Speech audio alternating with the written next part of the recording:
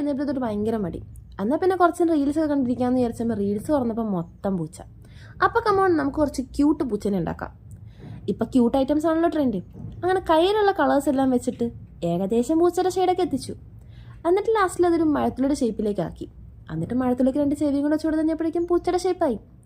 പൂച്ചയ്ക്ക് ഒട്ടും കുറവ് വരുത്തണ്ട, ഒരു ബിസ്ക്കറ്റും കൂടെ കൊടുത്തേക്കാം.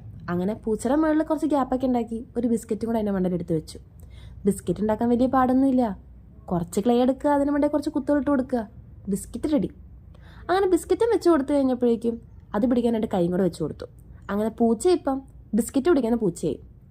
പിന്നെ നോക്കുമ്പം എന്തോ ഒരു കുറവ്, വാലേ. അപ്പോൾ പിന്നെ ക്യൂട്ടായിട്ടൊരു വാലും കൂടെ ആവാമെന്ന് വിചാരിച്ചു.